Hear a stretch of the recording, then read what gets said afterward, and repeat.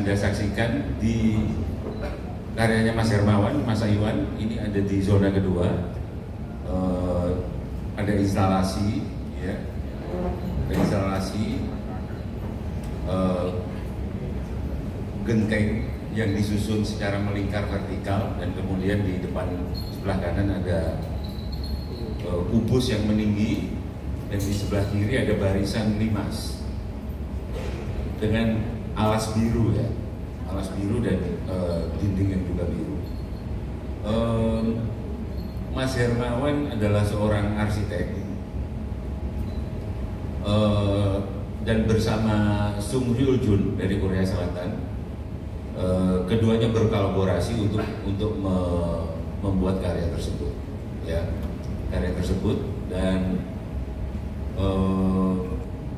karya Mbak Tari bisa Anda saksikan di zona 3, juga kalau Anda masuk dari zona 2, Anda belok kanan.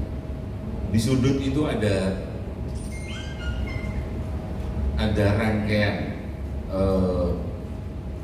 rangkaian benda-benda keramik atau terakota, dan kemudian di belakangnya ada lukisan dalam tanda kutip yang terbuat dari bubuk terakota. Nah, pada sore hari ini kita akan berdiskusi. Sebenarnya lebih banyak mendengarkan beliau, keduanya, proses kreatif keduanya, yaitu bagaimana keduanya bergulat dengan bahan atau dengan materi, dengan medium. Medium itu tentu saja bisa bernama tanah liat. Tanah liat itu Anda tahu lempung, ya. Tanah liat itu adalah lempung. Tentu saja karena tanah liat maka dia adalah tanah yang liat. Lempung itu kalau dibandingkan dengan pasir, ya, misalnya pasir itu nggak liat, ya. Pasir itu tidak liat. Lempung dalam bentuk yang basah itu disebut lumpur. Itu yang membuat kita terpeleset, gitu. Lempung adalah jenis tanah yang satuan butirannya, ukuran butirannya itu paling kecil. Ya, saya belajar geologi, jadi lempung itu butiran yang paling halus, di atasnya lanau, di atasnya lagi pasir, di atasnya lagi kerakam. 1995 saya ambil jurusan khusus seni keramik dan menggelutinya dan tidak berpaling ke lain hati. Sekitar 30 tahun, ya.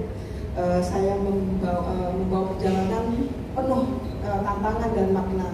Jadi tanah liat itu seperti bukan hanya sekedar medium berkarya, dia menyimpan sejarah panjang tentang kehadiran dan ketidakhadiran, kelahiran dan keabadian. Saya itu karena lahir dan besar di Aceh, tentu hal ini berdampak pada perjalanan hidup saya yang turut membentuk gagasan dalam proses kekaryaan. Tanah liat dalam interaksi dan representasi yang kaitannya tentu dengan hubungan emosional antara saya dengan tanah, dengan hal-hal yang memikat. Iman perempuan di tengah kasana seni yang dikuasai oleh kaum jantan, dan yang kedua dia menggunakan medium yang tidak dikerjakan oleh majority dalam seni modern atau seni kontemporer. Sebenarnya karena profesi saya sebenarnya arsitek, jadi saya arsitek. Kebetulan memang di beberapa tahun terakhir ini membantu beberapa galeri. Yang pertama ada Arta Derau, ada Orasis, dan yang terakhir ini Isaak di Jakarta sama Bu Deborah Isaak itu. Nah, sebenarnya disinilah terus kemudian dibantu juga yang untuk Art Subs pertama itu untuk sebagai spatial director. Jadi ini persinggungan saya dengan seni gitu, ya, orang-orang yang berkecimpung dalam dunia seni ini. Disitulah ketemunya. Terus di saat yang bersamaan sebenarnya saya juga sedang membuat buku tentang istilahnya apa yang sudah saya lalui, bukan berupa buku coffee table book, tapi lebih berupa diagram pemikiran. Di saat yang sama saya sebenarnya tahun lalu sempat diundang ke Rotterdam untuk berbicara tentang apa yang telah saya lakukan, dan disitulah saya ketemu dengan Sung Ryul Jun itu. Jadi di Rotterdam kebetulan Sung Ryul itu adalah seorang product designer. Jadi saya pikir saya beberapa kali berbincang dan cocok gitu, maksudnya dia berpikir dalam ranah mikro, saya berpikir dalam space gitu ruang. Jadi saya kayak menunggu-nunggu kapan nih saya bisa kolaborasi sama Suryo gitu. Ternyata tawaran itu datang dari WhatsApp, kemudian saya tanyakan ke Suryo tentang gimana kemungkinan kita untuk kolaborasi gitu, dan dia menyambut baik, dan ya perjalanan